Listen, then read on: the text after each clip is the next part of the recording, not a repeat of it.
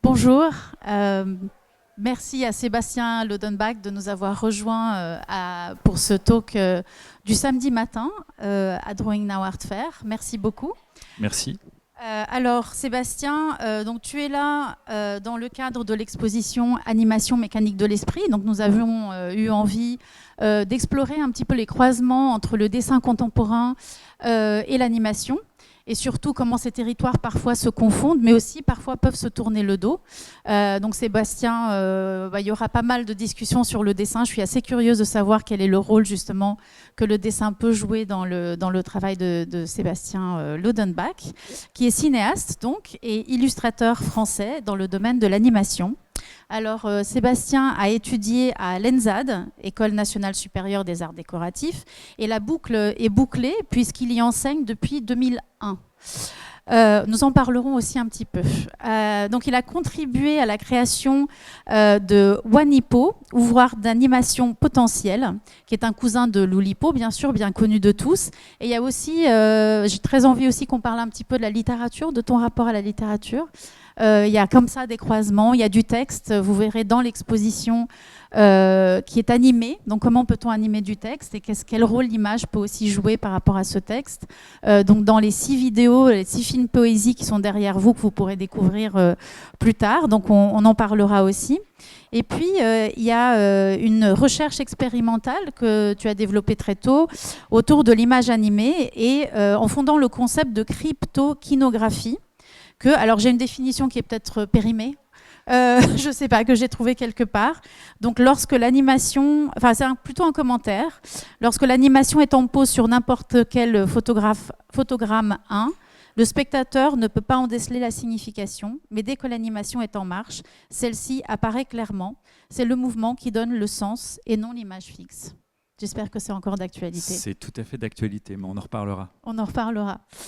Alors, donc, Sébastien Lodenbach réalise plusieurs courts-métrages d'animation, dont Journal, primé à Clermont-Ferrand, à Rennes, à New York. Alors, on va défiler un plein de prix, quand même. Dans Des câlins dans les cuisines, primé à Madrid, Vasco, Semaine de la critique, Cannes 2011, primé à Bruxelles et à Belo Horizonte au Brésil. Donc son travail est sélectionné dans de nombreux festivals internationaux, Clermont-Ferrand, Annecy, New York, Montréal, Hiroshima, Rio de Janeiro, São Paulo, Barcelone. Peut-être en raison du caractère collectif du travail d'animation, nous en parlerons aussi. Il collabore avec plusieurs artistes et je pense que c'est quand même important de parler de ça. Donc pour les films poésie, il y a une collaboration avec Luc Benazé. Donc ces films sont guidés par un rapport au dessin rapide, puisque incomplet, encore une citation. Il y a aussi une collaboration avec un musicien, Olivier Mélano, qui a composé la musique de La jeune fille sans main. Et ils ont proposé d'ailleurs aussi, donc vous verrez, Sébastien Lodenbach est quelqu'un qui est particulièrement intéressant dans ce domaine parce que très polyvalent et très ouvert aussi à d'autres discours, d'autres langages artistiques. Donc ils ont proposé une performance ensemble au Festival national du film d'animation de Bruges en 2015. Et on vient de la refaire à Saint-Gratien, à l'espace Jacques Villeglé, il y a 3 semaines. Oui, parce que Sébastien Lodenbach a aussi une exposition en ce moment, donc il est aussi dans des espaces d'exposition. L'animation s'y prête parfois. Donc c'est une exposition qui se termine dans quelques jours à l'espace Jacques Villeglé. Alors en 2018, il anime 4 clips pour un album de musique de Dominique A, ainsi que la pochette. Et ensuite, il travaille avec Étienne Dao en 2019. Et il est scénariste dans Déroute, court-métrage de 2010, et Les Petits Cailloux de 2014 de Chloé Maslow. Alors, les prix se succèdent, évidemment, je l'ai bien dit, ça va arriver. Alors en 2016, prix du Festival international du film d'animation d'Annecy pour La jeune fille sans main, ainsi que la sélection Acide Cannes en 2016. En 2017, il y a une nomination au César du meilleur long métrage d'animation aussi pour La jeune fille sans main et le prix France Culture Cinéma des étudiants.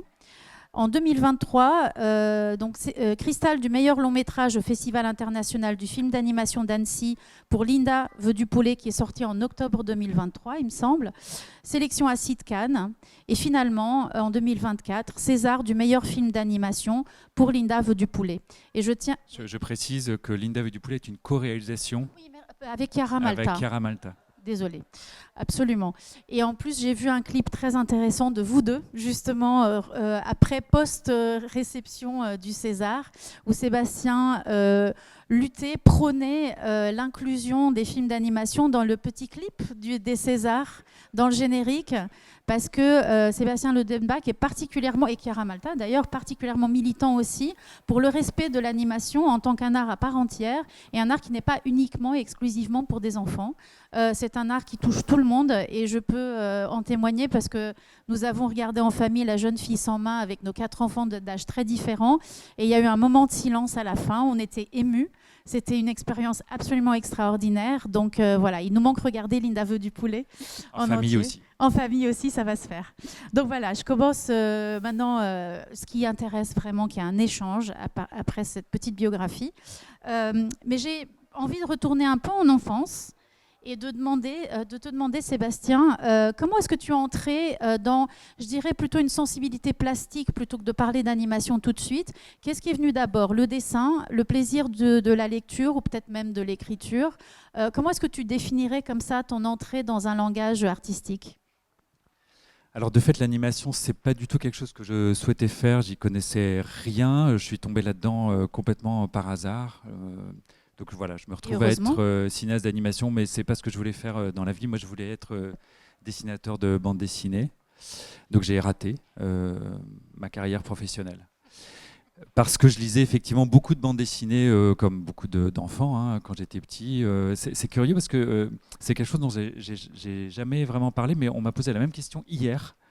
Et l'album qui m'est venu, c'est Tintin au Tibet, qui est un album très, très singulier dans lequel le dessin a beaucoup de place, plus que la narration. C'est un album assez contemplatif, avec toute cette utilisation du blanc, de la neige, et il y a quelque chose de très étrange. Et il y a une vignette en particulier dont je me suis souvenu hier soir, je ne pensais pas que tu allais me poser cette question, qui est une vignette où le capitaine Haddock trouve la bouteille de whisky qui a été volée par le Yeti, et le Yeti a bu toute la bouteille, et il est hors de lui.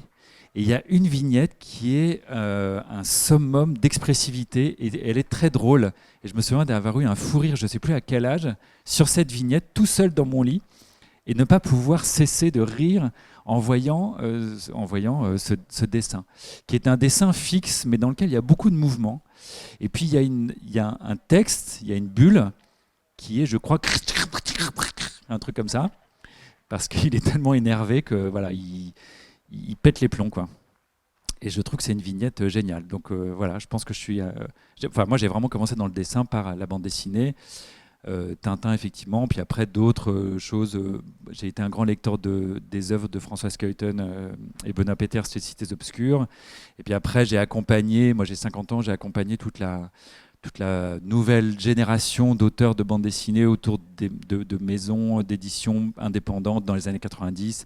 L'association, Fréon, Amok, voilà, Le Cheval sans tête, Lapin, tout ça.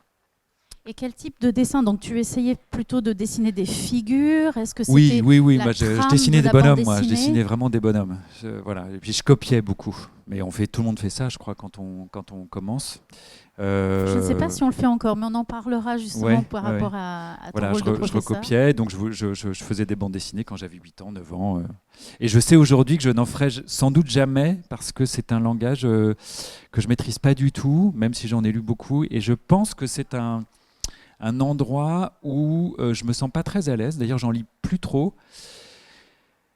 Sans doute parce que j'ai tellement aimé ça, j'ai tellement voulu en faire que j'ai des sortes de maîtres. Skeuten, Moebius, c'est des classiques, Hergé, voilà, mais c'est des très grands dessinateurs pour moi, et c'est des œuvres qui m'ont tellement marqué que quelque part je ne peux que courber la tête en fait devant leur travail. Alors que quand j'ai commencé à faire de l'animation, je l'ai fait en toute insouciance, j'y connaissais rien. J'ai fait un premier film qui est une sorte de journal animé un journal intime qui a été, c'était mon film de fin d'études que j'ai animé au jour le jour. Donc je faisais une séquence par jour. Il n'y avait pas de scénario. C'était complètement improvisé. Non, j'en ai pas. Non, j'ai pas mis d'image de ça. Je savais pas de quoi on allait parler. Donc voilà. Mais donc il y avait déjà quelque chose d'assez instinctif. Et en fait, quand le film est sorti, je me suis rendu compte que j'avais fait un prototype. C'est-à-dire qu'un film comme ça n'avait jamais été fait. Et je le savais pas. Et là, je me suis dit, tiens, mais il y a un espace peut-être dans lequel il y a un petit précaré, quoi, où je peux peut-être installer ma tente. Ce qui n'était pas du tout le cas en bande dessinée où le territoire était occupé par des génies, quoi. Et j'avais pas l'impression de trouver ça en animation, donc je me suis installé là, voilà. Et puis j'ai eu la chance de rencontrer des bonnes personnes et de pouvoir continuer à faire des films aussi, donc voilà, c'est comme ça. Et donc, pour revenir un petit peu en arrière, justement, il y a ce moment d'humour qui est très, très profond, en fait, comme expérience d'humour associé à l'image. Mais il y a aussi la question de la narration. Est-ce que la narration t'a attiré particulièrement et est-ce que tu lisais en même temps? Parce que j'ai l'impression que tes incursions dans l'écriture sont souvent assez expérimentales finalement, et on en parlera avec Wanipo. Donc, est-ce qu'il y avait une lecture? Est-ce qu'il y avait une fascination pour la narration? Et puis, je crois quand même pas que tu ne regardais pas d'animation plus jeune, mais c'était peut-être moins une fascination. Moi, j'habitais dans des petites villes de province. Je n'allais pas très souvent au cinéma. Je voyais des dessins animés comme tout le monde. Voilà, mais c'était pas quelque chose qui m'attirait particulièrement. J'ai eu un choc. En fait, la bande dessinée m'a amené à l'animation, puisque un jour, j'ai enregistré à la télé un film d'animation de René Laloux qui s'appelle Gandahar. Et je l'ai enregistré parce que l'auteur graphique de ce film est Philippe Cazat. Et voilà, Philippe Cazat, Métal Hurlant, et j'avais 15 ans. Et donc voilà, toute cette bande-là m'intéressait. Et il se trouve qu'après, il y avait un autre film. Et j'ai enregistré toute la soirée. Et en fait, le deuxième film m'a beaucoup plus intéressé que le premier. Le premier est assez intéressant, mais à mon sens, pas complètement abouti. Et le deuxième est un film sublime de Jean-François Laguioni, qui s'appelle Gwen et le livre de sable. C'est son premier film. Il a fait ça dans les Cévennes avec une toute petite équipe. Ils étaient une dizaine. Et le film est un chef-d'œuvre de poésie visuelle, rythmique et philosophique. Et Jean-François Laguioni continue de faire des films. C'est un très grand cinéaste d'animation et c'est un très grand conteur. Il est moins connu que Michel Oslo. Ils ont à peu près le même âge. Jean-François est un peu plus âgé que Michel, mais voilà, ils sont de la même génération. Laguioni a commencé à faire des films très, très tôt. Il a eu ses premiers films à Cannes dans les années 60-70. Et voilà, donc ça a été ma première révélation. Mais ça ne m'a pas donné envie de faire de l'animation. Moi, j'ai fait de l'animation tout simplement parce que j'étais étudiant aux Arts Déco et qu'il y a un groupe d'étudiants qui a milité pour la création d'un département consacré à l'animation. Et moi, j'étais délégué des élèves, on était plusieurs délégués, on est allé voir l'administration et l'administration a dit bah, tiens, ça tombe bien, on y réfléchissait et donc venez, on va travailler ensemble. Donc on s'est retrouvés, on était 4-5 délégués, à discuter avec le directeur des études de ce que serait cette future section consacrée à l'animation. Donc j'y suis allé, en fait. Voilà, parce qu'il y avait eu ce truc-là. Il y a presque une histoire de destin qui t'a mais mené malgré mais toi vers l'animation. Voilà, mes films parlent beaucoup de ça aussi. Enfin, oui, complètement. De ne pas être conscient en fait de ce qui est notre vocation, parce que tu étais donc aux Arts Déco. Et qu'est-ce que dans ta tête tu étais en train d'étudier? Qu'est-ce que tu venais faire là? Tu étais encore dans la bande dessinée? Oui, plutôt, je voulais faire de la narration, effectivement, pour répondre à la question. Après, c'était le milieu des années 90, c'était la grande époque du multimédia, un terme qui n'existe plus. Et on faisait des CD-ROM. Voilà, donc c'était les prémices d'Internet, etc. Donc je pense que si j'avais pas fait de l'animation, j'aurais quand même fait de l'image en mouvement, mais sans doute lié aux écrans. J'aurais fait du graphisme, j'aurais fait du motion design. Alors donc, parlons un petit peu de Wanipo. Donc ce secteur d'animation est fait, tu travailles sur Journal. Quand est-ce que vient cette idée de travailler en croisement avec des processus aléatoires? Est-ce que l'aléatoire est venu comme ça par des lectures, ou est-ce que c'est la méthodologie de Oulipo qui t'a fasciné? Et parle-nous un petit peu de cette Kinographie. Merci. Alors, Wanipo, en fait, tout ça vient aussi de la bande dessinée, puisque à l'association, il y avait un groupe d'auteurs et d'autrices qui travaillaient sur de la bande dessinée sous contrainte. Donc ils ont créé au début des années 90 l'Oubapo, l'ouvreur de bande dessinée potentielle, avec un certain nombre de publications qui m'ont plus qu'intéressé, qui m'ont fasciné. Et donc moi je connaissais un petit peu le travail de Raymond Queneau, je connaissais les exercices de style, mais je ne m'étais pas vraiment penché sur l'Oulipo. Donc voilà, je me suis beaucoup plus penché là-dessus, et notamment l'Atlas de la littérature potentielle. Et puis voilà, c'était pour rigoler. On était avec des copains, on était en train de boire des bières et on s'est dit tiens, on va faire l'Ouanipo parce que c'est rigolo. Donc on a commencé à lister un certain nombre de contraintes qui pouvaient générer une animation différente. C'est-à-dire que ce qui est intéressant dans l'acronyme Oulipo, c'est le pot. C'est-à-dire que il y a une littérature qui est contenue potentiellement dans une contrainte. Quand on fait un texte qui est un palindrome, il est compliqué, la contrainte est tellement forte que le texte qui est généré est inattendu même pour son auteur. Et ça nous intéressait beaucoup. Et donc on s'est penché sur un certain nombre de contraintes qui seraient liées à notre pratique. Donc l'animation, c'est pénible à faire, c'est très long, il faut faire plein de dessins, on fait 12 dessins par seconde, ou 24, ou 8, mais enfin on fait un certain nombre de dessins par seconde. Et très souvent, c'est l'application de choses qui ont été prévues avant, parce que comme c'est très long à faire, on prépare beaucoup. Donc, et le résultat final est souvent un résultat un peu appliqué, justement, exécuté. Aussi parce que l'animation est une industrie, que c'est un travail collectif, etc. etc. Bon. Et donc parmi les contraintes, on en a listé il y avait deux groupes un peu. Il y avait des contraintes oulipiennes ou bapiennes qui pouvaient être adaptées à l'animation, et puis des contraintes qui étaient liées vraiment à notre pratique.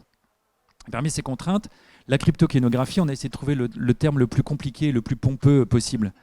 Et j'espère qu'un jour ça rentrera dans le dictionnaire. Je ne suis pas l'auteur de cette dénomination. Mais je l'ai trouvé génial dès que ma camarade l'a sorti de son chapeau. Donc le principe, je le répète, c'est pas un style. On parle souvent de la cryptokénographie. On en parle souvent de la cryptokénographie. C'est pas un style, c'est pas un genre, c'est une règle du jeu. En fait, c'est une contrainte. Donc la contrainte, c'est on va faire une animation figurative, par exemple un personnage qui marche, à partir de dessins ou d'images, donc de photogrammes, donc des douzièmes de seconde, qui ne sont pas porteurs de cette figure. Donc ça veut dire que si on fait pause, on ne voit pas de figure humaine. Mais si on fait lecture, on voit une figure humaine qui marche. Alors il y a plein de manières de répondre à cette contrainte. Une manière parmi d'autres, par exemple, c'est de faire du camouflage. Si vous avez votre personnage qui est constitué de taches noires et blanches et qui se déplace devant un décor qui est lui-même constitué de taches noires et blanches, quand on fait pause, on ne voit pas le personnage. Voilà. Et j'aime beaucoup le fait que vous riez, parce que de fait, ça nous faisait bien rire. Et voilà. Et donc, il y a d'autres manières de répondre. Par exemple, si on réduit de manière très iconique. Par exemple, j'ai un camarade avec qui j'ai co-réalisé un film dont on va voir un extrait tout à l'heure, qui s'appelle Sylvain Derosne. Lui, il avait fait quelqu'un qui faisait de la barre fixe. Il y avait une ligne horizontale, 2 points pour les mains accrochées à la barre fixe, un rectangle pour le corps et un triangle pour les pieds. Franchement, je défie quiconque qui voit le photogramme de dire c'est quelqu'un qui fait de la barre fixe. En revanche, dès qu'on fait lecture, c'est évident. Et c'est très marrant en fait de faire ça, parce que ça fait qu'on est obligé de se déplacer, de changer notre point de vue, de changer notre regard. Et puis par ailleurs, c'est ludique. Donc voilà, autant s'amuser. Donc ma manière à moi de répondre à cette contrainte, ça a été de retirer de l'information dans des dessins. C'est-à-dire de dire, voilà, le cerveau voit des choses. Le cinéma, en fait, est basé. C'est une illusion, hein, c'est une illusion du mouvement. Et il y a un monsieur qui s'appelle Max Wertheimer qui, en 1911, a mis en lumière un effet qu'il a appelé l'effet phi, et qui dit voilà, le cerveau voit du mouvement à partir d'une certaine fréquence. Il donnait l'exemple de 2 phares à l'horizon qui s'allument et qui s'éteignent. S'ils s'allument et s'éteignent à une certaine fréquence, on a l'impression que le point s'est déplacé. Et donc on voit du mouvement là où il n'y en a pas. Et tout le cinéma est basé là-dessus. Le cinéma d'animation, c'est une pratique qui revient à l'essence du cinéma. D'ailleurs, l'animation date d'avant le cinéma. La première projection publique d'un film en mouvement, c'est un film d'animation, 3 ans avant la projection des Frères Lumière. C'est un film en couleur qui est projeté sur un écran. Voilà, et il faut quand même le rappeler. C'est dans le texte à l'entrée. Par Émile Reynaud, voilà, et son exactement. praxinoscope. Et puis avant ça, il y a eu les lanternes magiques, et puis les jouets optiques, etc. Enfin bref, on ne va pas faire l'histoire du cinéma, mais c'était... donc quand on travaille dans le cinéma d'animation, vu qu'on travaille au photogramme près, il y a une intervention humaine entre chaque photogramme, on touche vraiment à ce qui est l'essence de cette illusion. Donc à partir du moment où on se dit, bah voilà, le cerveau des personnes qui vont regarder est suffisamment performant pour voir des choses qui n'existent pas, autant ne pas dessiner certaines choses. Et ne pas dessiner certaines choses, moi, ça m'a beaucoup intéressé. D'abord parce que ça vous fait travailler et ça me fait moins travailler. Parce que quand on dessine moins quelque chose, quand on ne dessine pas quelque chose, ça prend moins de temps que quand on le dessine. Et j'aime bien ne pas trop travailler. Voilà, donc c'était par pure paresse, en fait, tout Exactement. simplement. Il y a aussi une question en connaissant... Mais c'est aussi parce que ça libère la ligne, en fait. Voilà. Bien sûr, voilà. parce ça que crée aussi d'autres choses. Il y a une ligne, il y a une vibration de la ligne dans beaucoup de vos animations. Enfin, je dis vous parce que bon, il y a beaucoup de collaborations aussi. Mais en fait, quand j'ai vu ce terme, j'ai aussi pensé à ce caractère presque calligraphique du trait, du coup, parce que la lecture, c'est la mise en mouvement du texte, en fait. Donc, je me demande s'il y a aussi s'il y a une volonté, une conscience du fait que certaines de tes animations ont un vrai rapport aussi avec presque une écriture qui se fait et qui parfois brise un peu le personnage. Alors, c'est pas quelque chose qui a été très conscientisé de ma part, mais dans l'exposition qui est actuellement à Saint-Gratien, j'ai eu la possibilité donc de faire des animations et j'ai pu exposer tous les dessins.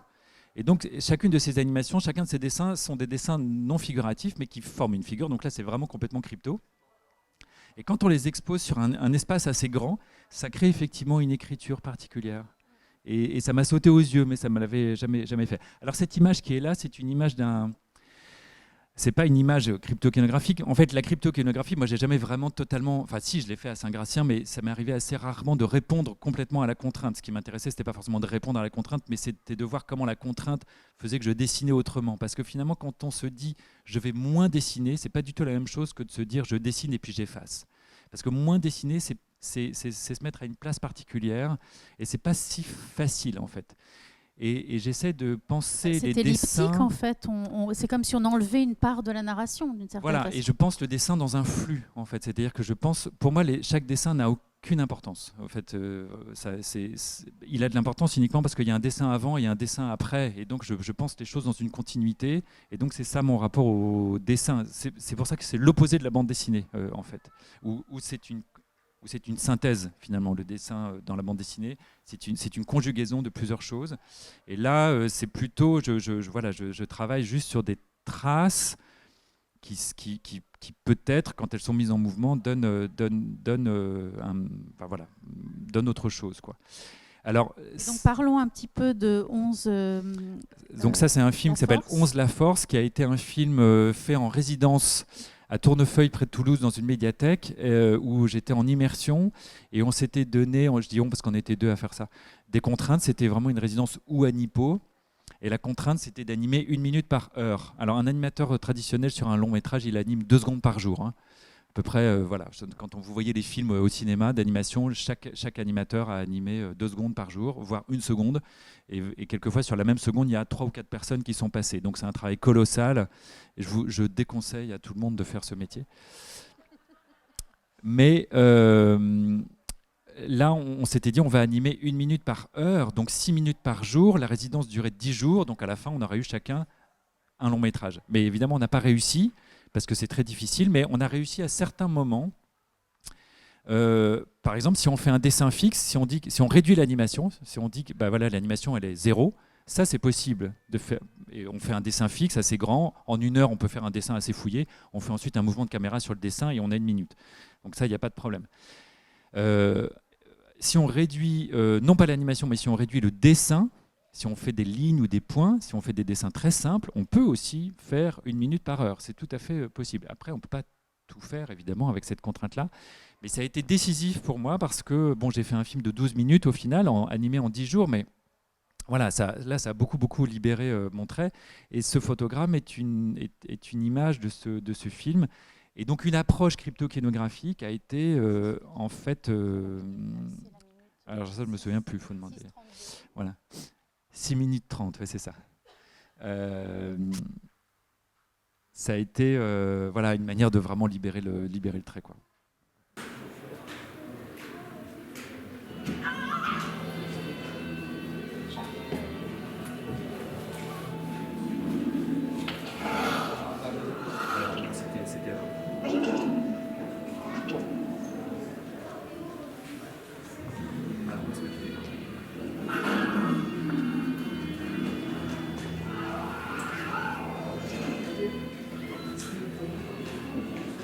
Voilà. Donc là, pardon. Là, donc ce photogramme-là est une image de ce mouvement.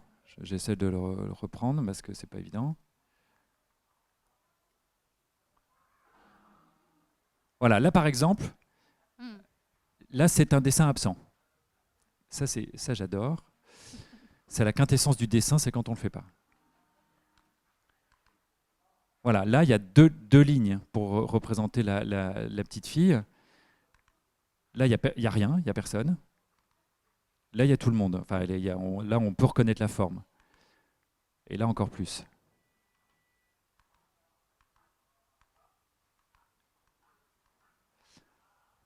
Ça concrétise ce dont on parlait de façon assez abstraite et finalement quand on le voit, on comprend exactement ce que tu viens de dire en fait.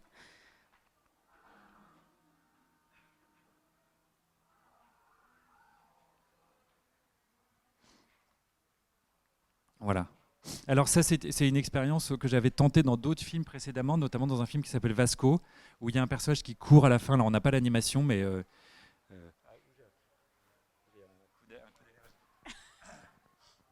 Voilà, mais donc ce personnage qui court, là, on le voit à droite, à gauche, pardon, il est relativement lisible. À droite, il est beaucoup moins lisible, mais dans le mouvement, il l'est complètement. Alors donc, on a le temps pour un petit éternuement. Il n'y a pas de souci. Ça va. On fait espace à l'allergie. Voilà, il n'y a aucun souci. Merci Morgane. Ça va aller. Alors donc, est-ce qu'on, je ne sais pas si on a tout de suite, si tu veux passer au film poésie, parce que tu les as commencés en 2014, il me semble, et c'est donc les films que nous montrons ici, et qui, eux, explorent beaucoup plus cette partie, justement, du dessin qui n'intéresse pas. Je ne sais plus exactement comment tu l'as dit. Ça n'arrive pas souvent à Drawing Now qu'on nous dise le dessin, de toute façon, voilà, ça ne compte pour rien. Mais justement, c'est très intéressant parce qu'il y a du coup, comme il y a cette idée de ne pas tout le temps créer la figure, on est vraiment presque, je dirais, du point de vue plasticien, dans du pur dessin. On est vraiment dans l'abstraction et quand on regarde ces 6 films qui sont derrière le mur là-bas, nous, peut-être historiens de l'art, très férus d'art plastique, on voit toute l'histoire de l'art qui défile. Je ne sais pas si tu en es conscient, mais moi je vois Magritte, je vois Michaud, je vois plein de choses en fait. Donc en fait, il y a comme un retournement. Quand on s'attache justement à ce dessin extrêmement elliptique, voire presque abstrait, il y a vraiment une entrée dans un univers qui n'était pas forcément le tien au départ. Est-ce que c'est voulu ? Est-ce qu'on est encore dans le pot de potentiel ? Et puis, est-ce que tu veux justement peut-être montrer, je ne sais pas si on a inclus les films poésie.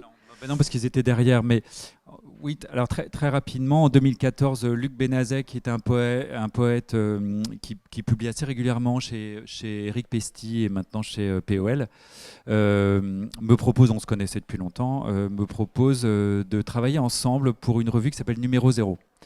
Et il m'envoie des poèmes sonores. Donc lui, il écrit des textes qui sont basés sur l'idée de l'accident. L'accident graphique, typographique, c'est-à-dire qu'il écrit très vite des textes et ça fait des coquilles. Et il utilise ces coquilles comme des portes d'entrée, comme des soupapes en fait. Voilà, donc il construit en fait tout son texte autour de cette idée d'accident. Et il va se placer dans des environnements sonores et il s'enregistre. Et puis il m'envoie ça et il me dit voilà, maintenant démerde-toi, fais ce que tu veux avec. Et moi je reçois ça. En général, je comprends rien quand je reçois ce texte. Et puis j'attrape comme ça soit un mot, soit un élément sonore.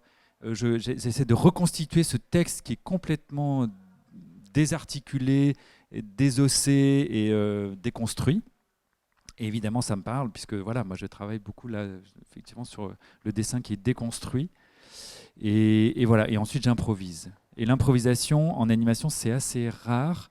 Je parlais tout à l'heure de mon film de fin d'études, Le Journal, qui était un film improvisé. Et en fait, je me rends compte que en fait, cette idée d'improvisation et d'accident draine tous mes travaux. Les clips pour Dominique A, qui ont été mentionnés tout à l'heure, sont des clips complètement improvisés aussi. Et voilà, j'ai eu la chance de pouvoir très souvent improviser des choses. Et ce qui aboutit à la performance. Donc tu dessines en live en fait, donc oui. Tu réagis à la musique. Ouais. ce qui est aussi très rare en fait. Oui, alors ça, c'est des performances, effectivement. On travaille sur des boucles enfin, sur des boucles d'images qui se régénèrent en permanence. Donc, c'est vraiment du dessin en direct. Je suis sans filet. Et voilà. Après, je ne sais pas ce que ça produit parce que je ne vois pas le résultat. Je suis tellement dedans. Donc, je sais pas, vous avez vu une performance. Donc c'était bien. C'était bien, c'est confirmé. Mais il y a aussi un Mais truc j'aime intéressant. bien me mettre dans cette position effectivement, de danger. Encore une fois, dans l'animation, on ne se met jamais dans des positions comme ça Oui, parce, c'est très parce que contrôlé en tout est fait. très Oui. contrôlé. Pour finir sur Film Poésie, il y a aussi un phénomène très étrange, c'est que comme je me suis demandé, est-ce que c'est parce que tu viens de l'animation, il y a un moment où on a vraiment l'impression que tu fais parler la ligne du dessin et qui fait des oh, des espèces de sons comme ça un peu vagues de quelqu'un qui est un peu perdu, qui se construit, qui est en train de naître, qui est en train de pousser, et c'est comme si la ligne du dessin parlait. Est-ce que ça a été conscient aussi? Non, c'est plutôt un constat. C'est plutôt un constat. Ce qui est conscient, c'est la position dans laquelle je me mets au départ. Et c'est tout. Puis après, on advienne que pourra, quoi. Oui, on dirait que tu lances un peu des lignes comme des protocoles et en fait finalement le dessin finit par se faire tout seul. Oui, Alors c'est est-ce ça. que c'est le cas pour La jeune fille sans main? Donc j'aimerais bien rebondir un peu Ouais. sur un projet plus tard. Alors je ne sais plus ce Donc qu'on La a jeune fille sans essayé. main, c'est un long métrage qui est sorti en salle en 2016. Ah, ça, c'est un autre film. On n'est peut-être pas obligé d'en parler. On Mais reviendra en arrière. bah, oui, éventuellement. Parce que j'aimerais bien faire un lien. Il faut Ouais, l'arrêter. là, il y a tout le film. Donc, Peut-être pas. J'aimerais bien faire le lien justement avec ces procédés où justement il y a des lignes comme ça qui sont lancées et finalement où tu laisses pratiquement l'animation se faire toute seule avec la voix, avec le son, avec la musique et puis finalement arriver sur un long métrage en fait qui a été primé comme un vrai film d'animation, c'est reconnu un vrai comme film tel. d'animation. C'est un vrai film d'animation, mais pas que, moi je dirais. Je dirais qu'il y a beaucoup de choses dans ce film, et c'est pour ça que j'ai envie de faire un petit saut en avant pour qu'on voit à quel point ces expérimentations que tu fais se retrouvent dans ce film et qui provoquent une expérience assez unique en fait pour le spectateur, qui doit travailler un petit peu quand même. On n'est pas complètement passif. Oui, oui, bah, j'espère qu'au cinéma, personne. Enfin voilà, il me semble que enfin, il me semble qu'un film intéressant est un film dans lequel le spectateur n'est pas passif, et c'est rarement le cas en animation, effectivement. Mais La jeune fille sans main, en fait, en 2001, un producteur, les films PDS, me propose d'adapter une pièce d'Olivier Py qui s'appelle La jeune fille, le diable et le moulin. Et on travaille pendant 7 ou 8 ans au développement de ce projet et on l'abandonne parce qu'on n'a pas trouvé les financements. En 2012, je fais donc ce 11 la force, là, donc, à Tournefeuille, où voilà, donc j'ai cette expérience de libérer la ligne. Et il se trouve que ma compagne, la même année, passe le concours de la Villa Médicis et à ce concours, et me dit, ben, voilà, l'année prochaine, on part 1 an à Rome. Voilà, et tu pourras faire ce que tu veux. Voilà. Et donc je me suis dit, j'ai rien à faire. Donc ce projet qui a été abandonné, je vais peut-être pouvoir le reprendre. Mais j'avais pas les droits d'adaptation du livre, j'avais plus de producteur. Le projet devait être fait dans un gros studio à Folimage à Valence. Le style du film était un style assez classique, entre Miyazaki et Michel Oslo, en gros. Ce qui est un drôle mais en fait, c'est assez ça. Et je sortais de cette expérience et je me suis dit, bah voilà, j'ai 1 an, je vais peut-être, puisque j'ai fait 12 minutes en 10 jours, peut-être que je peux faire 90 minutes en 1 an. Et donc, j'ai pas J'adore la utilisé. comptabilité de l'animation, Mais c'est quand c'est même assez nécessaire. incroyable. On est obligé de savoir, voilà, parce qu'on passe notre temps dans les chiffres, en fait. Mais ça existe aussi dans l'art, enfin je me permets de te couper Ouais. juste pour faire un petit commentaire, ça existe aussi dans l'art contemporain des stratégies très abstraites, où justement il y a cette idée de remplir une feuille et de en fait pouvoir compter exactement combien de jours ou combien d'heures tu peux réaliser une œuvre, enfin un dessin, parce que tu fais des lignes à répétition ou tu fais des gestes assez précis qui recouvrent, qui scannent un peu la feuille. Donc finalement on n'est pas si loin, mais c'est vrai qu'on en parle moins. Et tandis que dans l'animation c'est un vrai sujet parce que Bah, tu avais eu oui. 18 mois, 19 mois, non, pour La jeune fille sans main finalement. Alors, oui, enfin, j'ai travaillé un peu plus de 2 ans sur le film, mais ce qui est assez rapide. Bon, mais c'est vrai que l'animation, c'est une industrie, c'est beaucoup, enfin, dans l'imaginaire collectif, c'est une industrie du divertissement pour les enfants. En gros, l'animation, c'est Disney, Pixar, voilà. Donc, mais c'est aussi plein de choses. Évidemment, il y a plein d'expérimentations depuis plus de 100 ans. Et donc, c'est vrai que quand je me suis lancé dans ce long métrage, bon, d'abord, je ne savais pas que ça allait être un long métrage. J'ai été obligé de comptabiliser parce que comme c'est une industrie, on comptabilise effectivement tout le temps. Il y a des quotas, on doit faire tant de secondes par jour, etc. Enfin, c'est lourd, souvent c'est des lourdes équipes, c'est des budgets très élevés. Là, le prix moyen d'un long métrage d'animation en France, c'est 7 millions. Donc voilà, il faut les trouver parce qu'il faut payer les gens pendant du temps. Voilà, quand on fait 2 à 3 secondes par jour, bah, ça prend du temps en fait, de faire ça. Donc on est tout le temps dans les chiffres. Donc mon temps était compté à la villa. On avait 11 mois et voilà, je m'étais dit, il faut absolument que j'arrive à faire cette expérience dans les 11 mois. Mais donc je ne peux pas utiliser le scénario de départ, puis j'en ai pas envie.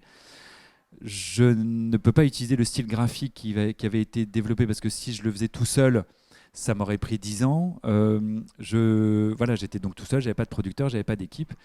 Et je sortais de cette expérience ouanipienne, donc je me suis dit, bah voilà, je vais improviser le film à partir d'un canevas qui est celui du conte ou de différentes versions du conte, puisque cette pièce d'Olivier Py est l'adaptation d'un conte de Grimm qui s'appelle La jeune fille sans main et qu'on trouve dans plein de cultures, avec plein de versions différentes comme tous les contes. Et donc j'ai écrit le film avec des dessins sans faire de préparation, en allant directement en animation, et j'ai travaillé sur papier.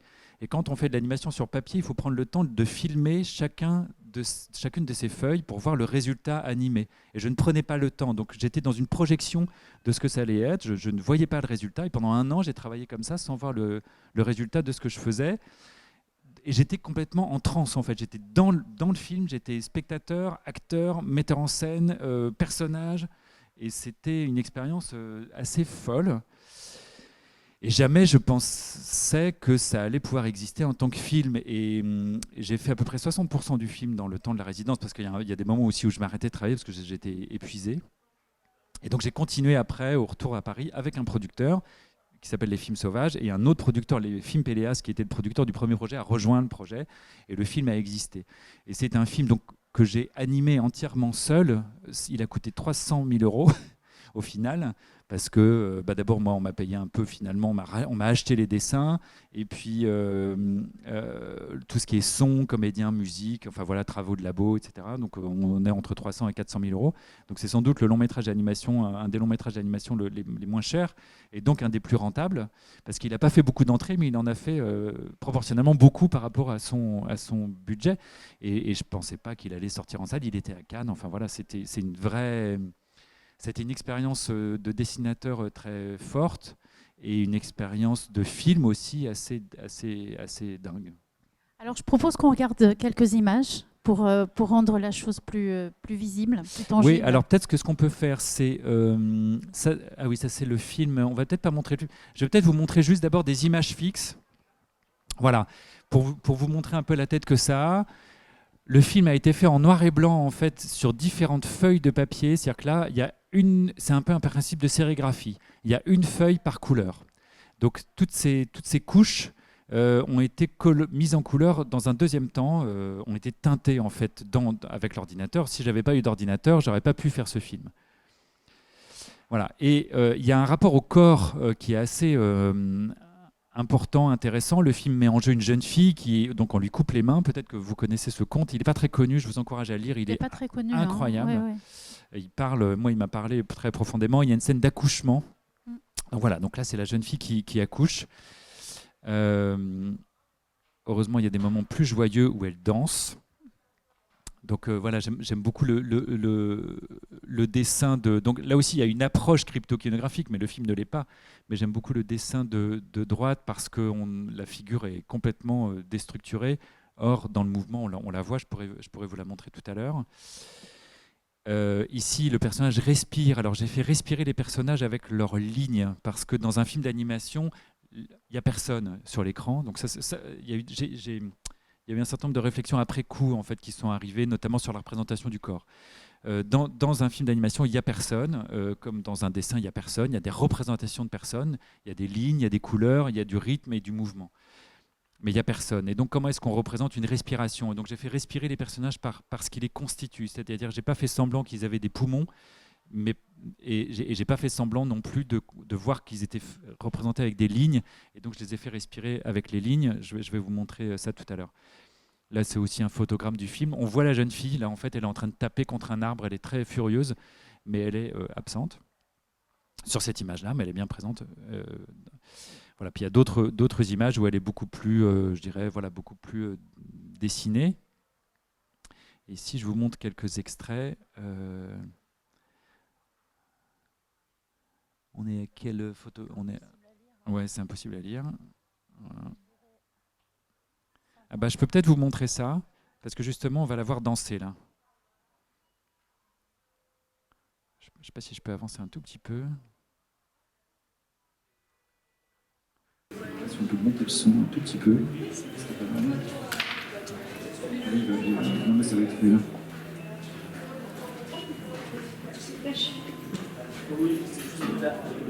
Attendez, je remonte le bon en l'occurrence.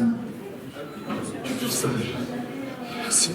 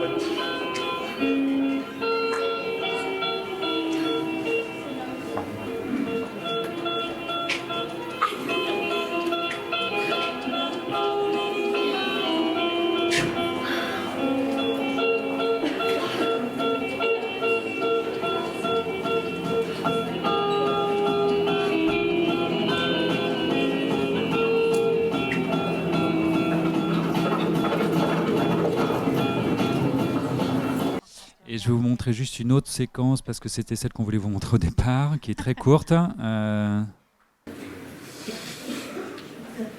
on a tout c'est bon.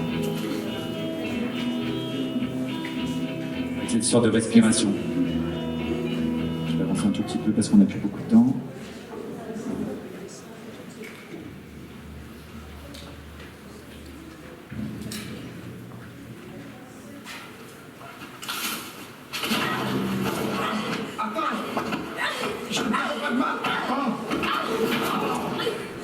Attends. Calme-toi. Je ne te donne pas de mal. Je t'ai cherché partout, jusqu'au moulin de ton père. Dieu que tu es belle. Tu n'as pas changé. Voilà. Alors, est-ce que je peux me permettre de... Parce que, en fait, en regardant ce film et n'étant pas du tout spécialiste d'animation et regardant l'animation de façon tout à fait aléatoire et au fil de ce qui m'arrive, j'ai trouvé ça extrêmement intéressant par rapport à la construction du personnage, parce que dans l'animation, l'idée, c'est de créer un personnage extrêmement identifiable, fixe, qui soit drôle, qui soit tragique, mais qui en tout cas ne bouge pas et qui doit être absolument reconnaissable de façon à ce qu'on s'y attache. Et ici, non seulement les mains sont coupées, donc déjà il y a une amputation du corps, mais en plus la figure est constamment instable, non seulement par la respiration, mais aussi par justement cette technique que tu as développée très tôt, et on a l'impression que tous les personnages se constituent, se défont, se dispersent et se reconstituent, et dans une espèce de cycle comme ça. Et en fait, par rapport au corps, et notamment par rapport au corps féminin, j'ai trouvé ça très intéressant et je n'arrive toujours pas à comprendre ce que c'est en train de me dire. Ça me dit toujours des choses. Donc je serais assez curieuse de savoir comment tu réagirais à cette impression. Alors par rapport au corps de la jeune fille, moi je ne savais pas, quand je commence le film, je ne sais pas quelle tête il va avoir. Je sais que ça va être un film bizarre, je n'en connais pas la durée, voilà, je ne sais pas trop ce que ça va être. Mais par contre, je sais que le corps de cette jeune fille est en jeu dans le film parce qu'on lui coupe les mains dans cette histoire. Et je me suis dit, comme le corps va être assez déstructuré, comment est-ce que je le raconte? Et assez vite, avant même de faire le premier dessin, je me dis, je vais le raconter par ses fluides. Parce qu'on lui coupe les mains, il va y avoir du sang. Mais parce qu'il y a un accouchement aussi dans l'histoire. Voilà, donc j'ai essayé de développer un certain nombre de scènes qui mettent en jeu les fluides de cette jeune fille, les larmes, l'urine, le lait Il y a toute une séquence sur le lait parce qu'on l'empêche d'allaiter son enfant parce que c'est une princesse et donc c'est pas à elle d'allaiter son enfant et donc on lui bande les seins en fait et elle souffre, elle a des On montées l'empêche de lait. presque d'être femme Ouais. dans son corps, en fait. On est constamment en train de contraindre son corps. Et voilà, ça me semblait la manière la plus juste, enfin en tout cas c'est celle que je voulais essayer de raconter ce corps-là parce que je savais qu'à l'image il aurait été très absent. Parce que c'est un dessin, parce que c'est un dessin fluctuant, parce que ce dessin se déstructure et se détruit et se reconstitue, comme si on avait l'impression effectivement que le dessin se faisait sous nos yeux. Euh, voilà. Après, je ne savais pas du tout l'impact que ça aurait pu avoir. Il se trouve que l'histoire, moi, m'a touché parce que je me suis reconnu dans cette jeune fille. C'est une histoire universelle, ça met en jeu une femme, mais ça pourrait ça parle à tout le monde, quoi. Ça parle de l'emprise des parents qui nous empêchent de faire des choses. Ça parle de l'adolescence, de l'errance, des bifurcations. Ça parle Elle rencontre un prince en fait dans ce conte. Et c'est au milieu de l'histoire, contrairement à beaucoup de contes où donc elle se retrouve princesse au milieu de l'histoire, mais en fait le prince part à la guerre. Ce prince n'est pas prêt, ce prince est un peu jeune en fait. J'allais dire il est un peu idiot, mais il n'est pas plus idiot qu'un n'importe quel jeune homme, quoi. Il est juste jeune. Et elle n'est pas bien dans ce château, elle est enfermée dans ce château, c'est une espèce de prison dorée. Et donc elle repart sur les routes et finalement elle se trouve à une sorte d'abri de cabane et elle grandit seule. Enfin, elle élève son enfant parce qu'elle elle est enceinte, mais voilà, et elle trouve une sorte de. Elle trouve un écosystème. Elle en trouve fait, sa chambre de à vie. soi, en fait. Voilà, elle trouve sa chambre à soi. Et quand le prince revient, c'est cette scène-là que vous avez vue, là, on est à la fin du film. Je me souviens, le producteur me disait, mais il est con, ce prince, elle a pas besoin de lui. Elle n'a pas besoin de lui, et donc elle devrait le foutre dehors. Et je lui disais, mais elle a peut-être pas besoin de lui, mais elle a peut-être envie de lui. Et c'est peut-être plus intéressant d'avoir envie des gens avec qui on est que d'en avoir besoin. Et par ailleurs, on peut avoir envie de gens qui ne sont pas très performants. Et ça me semblait assez juste. En fait, donc à la fin, ils se remettent ensemble. Dans le conte, ils se remarient, dans la version de Grimm, parce que c'est Grimm, donc voilà, c'est une version très pieuse. Donc ils se remarient, mais moi, j'ai pas fait de remariage, mais ils repartent ensemble à la fin. Et elle dit... voilà, on va pas rester ici parce que ça c'est mon espace. On va pas retourner au château parce que c'est ta maison, mais on va trouver notre espace à nous. Et dans Grimm, le fait de se remarier, c'est vraiment de dire on va recommencer, on va refonder quelque chose. Ok, on a eu un galop d'essai, ça s'est mal passé, mais on a changé. Moi, je suis parti à la guerre, je suis revenu. Toi, tu as trouvé ta maison, tu es revenu. On a grandi, on est nous-mêmes. Le prince n'a pas du tout la même tête à la fin du film qu'au début. Et donc, on est prêt maintenant pour vivre quelque chose ensemble où on est à la pari, on est au même niveau, quoi. Voilà. Et ça me plaisait. Mais c'est intéressant parce qu'en fait, pendant que je regardais le film, je me disais, est-ce que c'est vraiment un homme qui a fait ce film? Je trouvais ça étonnant. Mais pourquoi? Parce que je trouvais qu'il y avait une vraie connaissance des défis en fait, qu'une jeune femme peut avoir dans la vie. Et aussi un rapport au corps très viscéral qui est rarement montré pour les femmes, c'est-à-dire que l'animation souvent idéalise les femmes et idéalise le corps de la femme. Et j'ai l'impression qu'il y a une espèce de complicité en fait. C'est certainement un regard d'un homme. Après, je pense qu'on peut se mettre à la place des autres et c'est ça qui est très bien. Et il y a aussi d'autres films où tu as exploré le corps de la femme comme dans Daphné. Donc est-ce qu'il y a plus de plaisir à explorer, parce que c'est clair, c'est une histoire universelle, mais on vit des expériences différentes dans des corps différents. Est-ce qu'il y a un intérêt pour toi à se mettre à la place du corps de la femme? Et comment est-ce que tu gères justement cette idée de visualiser le corps de la femme, de le construire, et en même temps d'essayer d'être à sa place? Parce que je pense qu'il y a eu vraiment, consciemment ou pas, une conscience de ce que ça devrait être, en fait, d'être seule avec un bébé, de devoir allaiter, de devoir planter un terrain, de faire à manger. Elle est toute seule, elle est isolée, elle crée tout un monde pour protéger et faire grandir son enfant.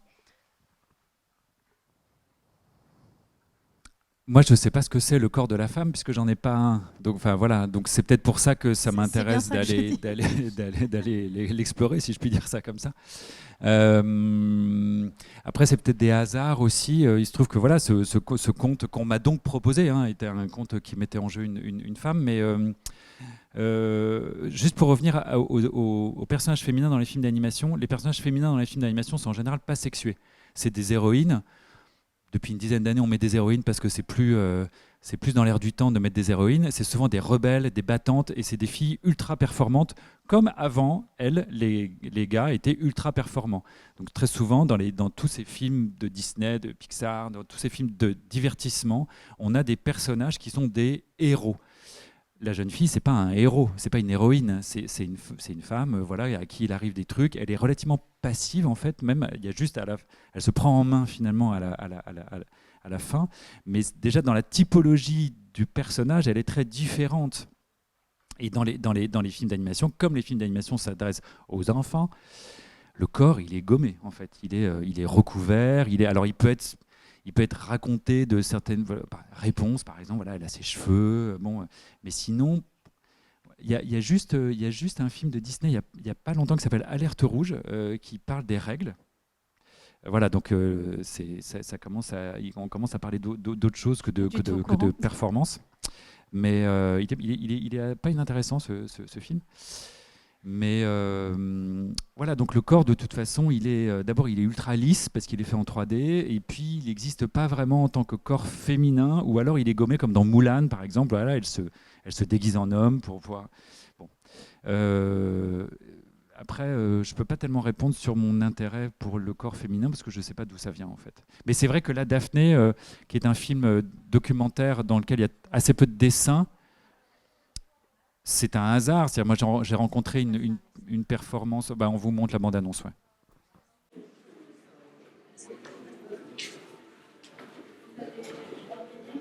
Je suis une femme.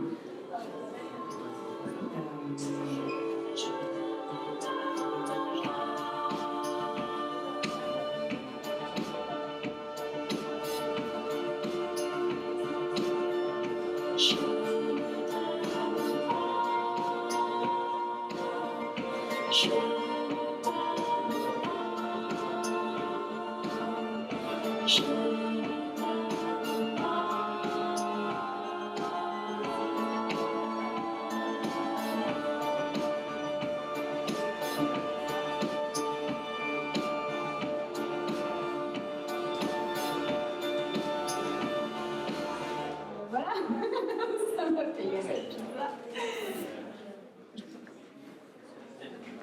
Donc c'est le portrait d'une stripteaseuse, voilà, qu'on ne voit jamais à l'écran. On ne voit que ce que vous avez vu, donc du bois essentiellement, des arbres, du bois sculpté aussi, et on l'entend qui parle de son métier. Mais c'est une femme que j'ai rencontrée dans l'exercice de ses fonctions.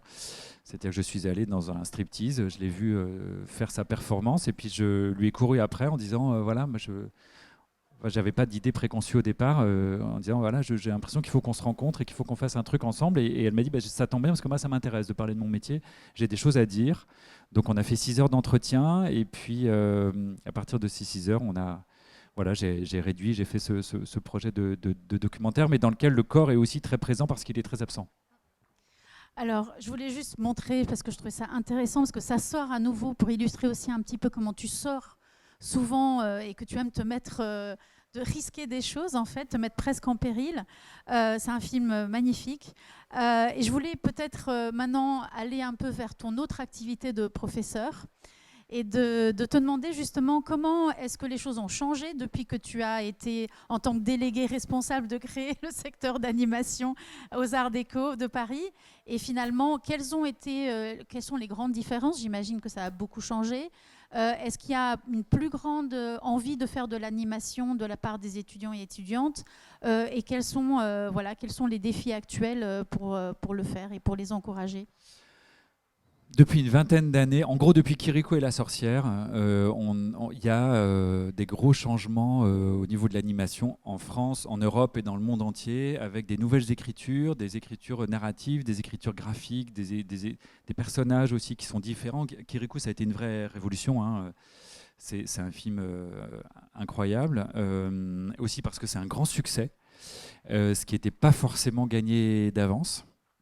Michel Oslo a mis beaucoup de temps à le monter, ça a été très compliqué, notamment par rapport à la représentation du corps féminin, puisque les femmes ont les seins nus dans Kirikou, et le film a failli ne pas se faire à cause de ça. Voilà, et donc il y a un engouement. Alors après, chaque film, je parle de long métrage, hein, chaque film est un prototype, on réinvente sans cesse les choses, en France en tout cas.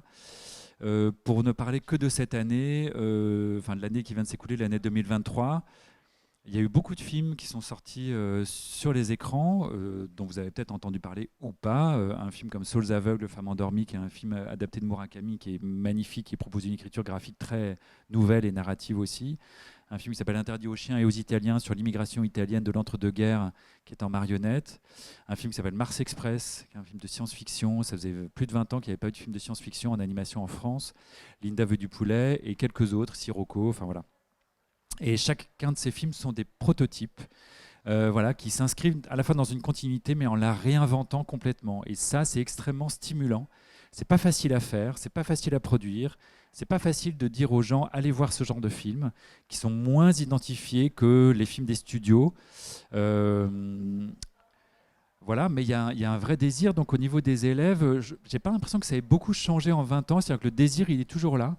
Les désirs d'expérimentation, nous on est une école, les Arts Déco, c'est une école dans laquelle il y a beaucoup d'expérimentation et c'est plutôt des parcours d'auteurs et d'autrices qui sont mis en avant, avec voilà, un travail de recherche personnelle. Donc on encourage ça depuis plus de 20 ans et ça continue. Voilà. Et c'est des gens qui, quand ils sortent de l'école, ne vont pas forcément travailler dans l'industrie, mais sont plutôt les propres créateurs de leur métier, en fait.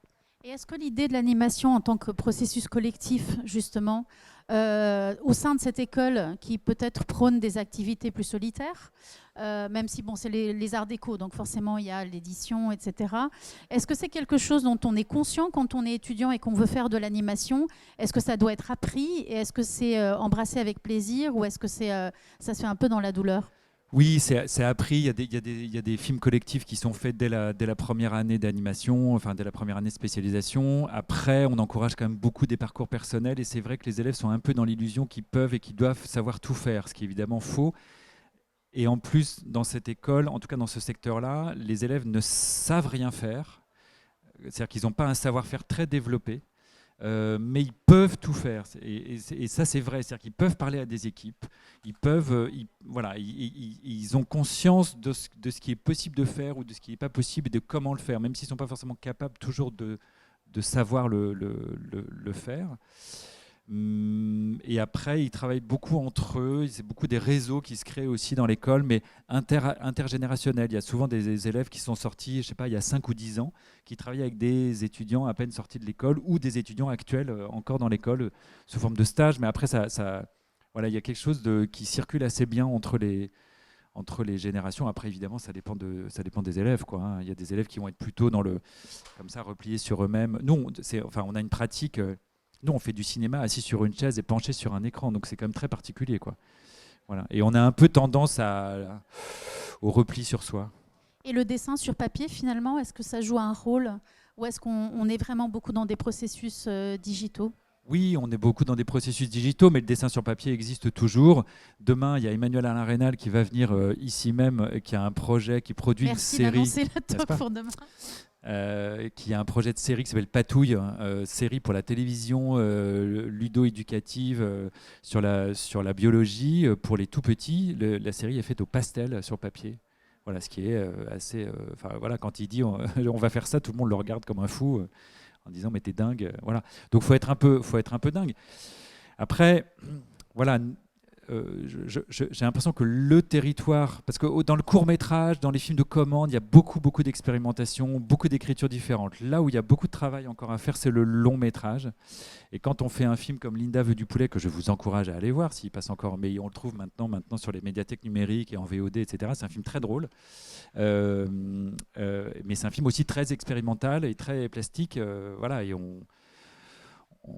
j'aimerais bien que ce type d'écriture-là, qui a été initié par La Jeune fille sans main, puisse continuer à exister. Et le succès de Linda nous montre que ça marche, en fait, que ça parle au public, enfin voilà, qu'il n'y a pas de frein à l'expérimentation plastique dans le cadre d'une œuvre qui est une œuvre de divertissement narratif, quoi.